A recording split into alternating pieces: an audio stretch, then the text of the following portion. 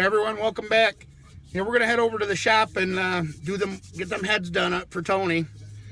I don't know if the parts came in yet or not, but I still got to lap the valves in and get them cleaned up, get them ready for paint. They should be there. The spring, the valve, the retainer, and locks. So I actually got to pull another. I'm gonna pull the intake valve out, and I gotta measure the installed heights and stuff to make sure that when I put that new valve in, I get the correct installed height on the new spring.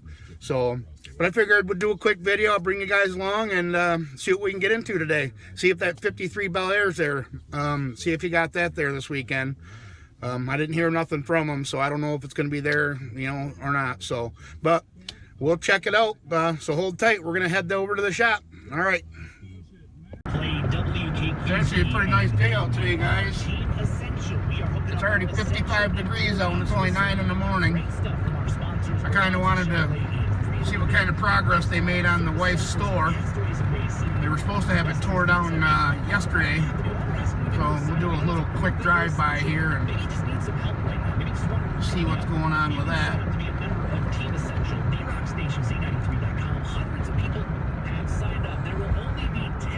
Oh yeah. She's all gone, guys.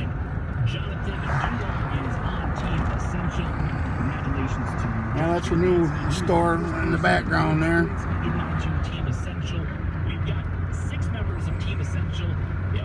Now she'll be happy to know that they're making progress. Which, she's on, like I said before, she's going to take a little vacation and just do a couple little shifts here and there if they need her. But all right, guys, we'll see you when we get to the shop. We're getting ready to pull into the shop here, guys.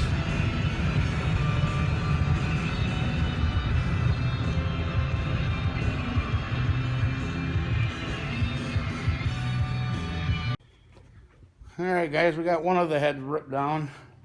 I want to show you a couple things on here if you're ever gonna do this job. You always want to check in here, see if you got any oil leaks or any known cracks that you can see. The exhaust valve, usually they're prone to crack, usually between the intake and the exhaust. I've seen them crack there before, but this one actually don't look too bad. So, hey, got some parts for us? Yes. Tony's down there.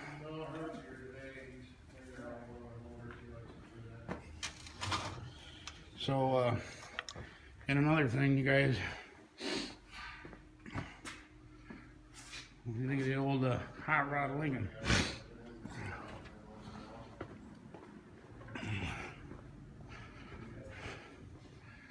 Now make sure when you guys tear these down, you always want to get a box and mark driver's front, passenger front. Keep your valves all in order, the intake, exhaust, keep them all together. That way, I'm going to re-lap these all in with some valve grinding compound and put some new valve seals in. Basically just do a bench job on them. Make sure everything's good. But I just wanted to give you a quick update. All right, hold on. And one more thing, guys, on these heads too, when you go to reassemble them and you put the new valve seals in, you always want to make sure when you put your new valve seals in, you see on the Vortec, these are the aftermarket ones, which we're going to get again. The red always goes on your exhaust, and the black always goes on the intake side. These are a Molly umbrella, they're called. On the stock style valve seals, they just got like a like a little rubber O-ring. So these are actually a little better. But right now we're getting the wash tank heated up. We're gonna throw them in there, give them a quick bath, and we're still waiting on the valve, the other valve that mysteriously vanished. We're waiting on that still. I didn't hear yet, but I can still get the heads cleaned up. I'm actually going to go in here. I'm going to go into here too and get all the carbon cleaned out of them in the bowls. It's not going to be ported. It's just I got a little soft, like a toothbrush, but it's on for a drill end. I'll go in there and I'll clean all that out.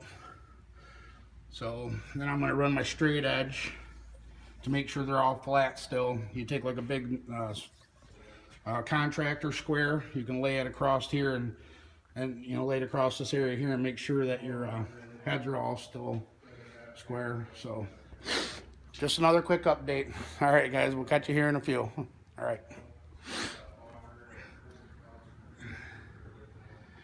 Oh, matter of fact, I want to take you and show you this Mark III, I think it is, ain't it? Yep. Pretty nice little car. Can you guys guess what it's here for?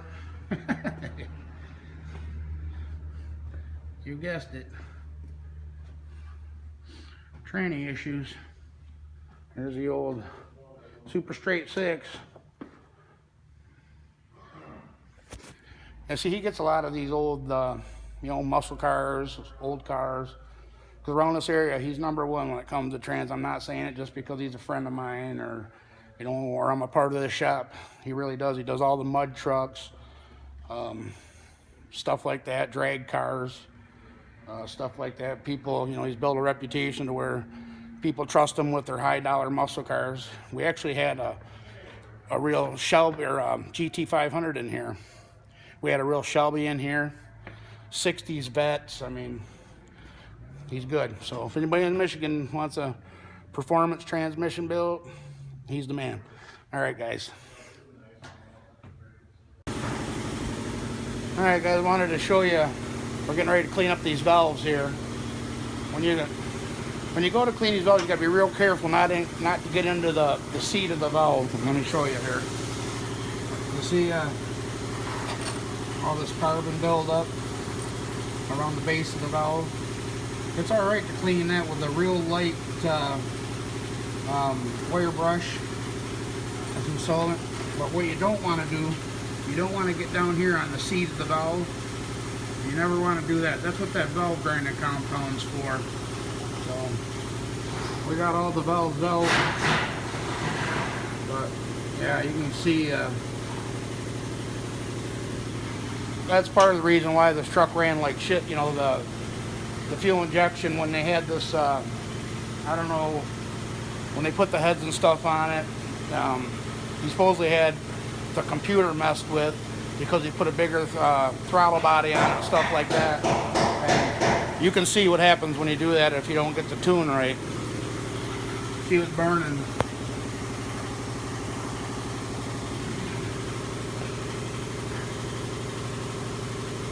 It was burning way too rich. And that actually, you know, this don't have a lot of miles on it either. So, I mean, maybe when he put the new heads on, it probably had like, I'm going to say 30,000 maybe, if that. But I just wanted to give you a, you know, update on what to do with the valves. Okay, hold tight. All right, guys, I wanted to show you before and after on these valves.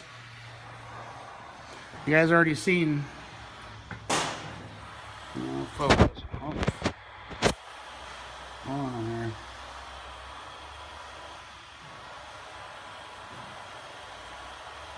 Focus.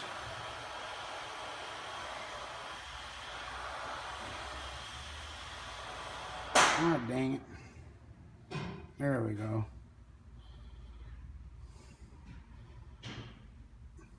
That's what happens when you put an aftermarket camshaft in something in a Vortec without getting the computer tuned right for it.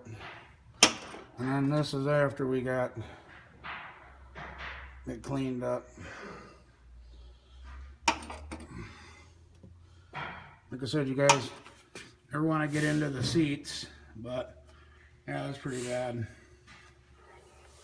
I guess they put an aftermarket camshaft, which I didn't know, but they were supposed to have tuned it for that also, besides the other throttle body, and they did tune it, but as you can see, they didn't tune it right. So with us going to carburetor, it's definitely I can tune it, and I'll make sure it's right. All right, guys, hold tight. All right, guys, and one more thing I want to let you guys know. You ever go to do one of these projects where you're changing the heads on these center bolt Vortec motors or fuel injection motors or any motors for that fact, always buy the head bolts, new head bolts. You know that these actually come in a kit, but you gotta buy 2 kits because nowadays they're for one side. So there's a part number if you guys are interested. Yeah, you ever going to change the heads, make sure you change the head bolts. Check to see if this tank's low, see if we're getting any heat yet. Well, I should get some heat there now.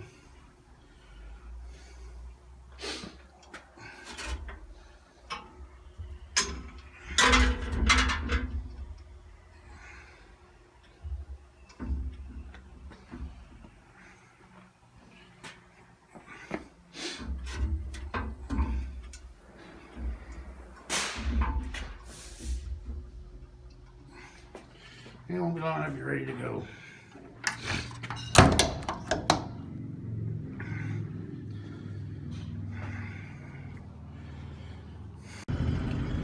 Alright guys, we just left the shop. We're heading towards the house. I want to give you a little bit of backstory on this Vortec because Tony heard me doing the last video clip and he informed me it wasn't just the throttle body that they changed out. He ended up getting a camshaft from a friend of his that they ended up putting in this motor too, which I was unaware of. I thought they just changed the throttle body, but Tony said no. They ended up putting an unknown camshaft that was supposed to be, you know, a mild cam for fuel injection, this, that, and the other. And he had put the camshaft in the motor and changed the heads out and put the throttle body on it, and had a machine shop, a local machine shop, do the tune for him after they had the work done. And whatever they did, I don't know what they actually did for the tune, but obviously it didn't work, because he said ever since that they did that, it's ran like crap. It's always had a misfire. And now that we pulled them valves out and seen all, you know, that carbon buildup and unburnt fuel that was there, that's how you got, you know, that's a lot of unburnt fuel, is from it not being tuned right. For as many miles as this motor's got on it, it should never have been that bad. So yeah, I'm sorry for the misinformation earlier in the video, but I just want to clear it up. That's what I was told. So and tomorrow we're not going to be going back to the shop. We actually got a little secret coming for the channel. Well, it ain't going to be a secret, but I got a call from a good friend of mine that found a Monte Carlo for sale that he said has been sitting there for a while, and he wanted me to go check it out, and he thinks I can get it for pretty reasonable, and it's supposed to be a pretty decent car. So me and the wife, we're gonna go on a little road trip and go check it out, and you never know, there might be another build coming to the channel. Maybe we'll do something with that 400 and get us a G-body for ourselves, you know, and get something going with that if I can get it for the right price. But I just wanted to give you the update of what was going on and clear up a little bit of stuff that was with Tony's Vortec motor. I didn't want to mislead you guys. So, but we're almost to the house, so you guys know what to do. Don't forget to like, subscribe, and hit that bell button for notifications, and I really appreciate everybody that watches this. So until next time,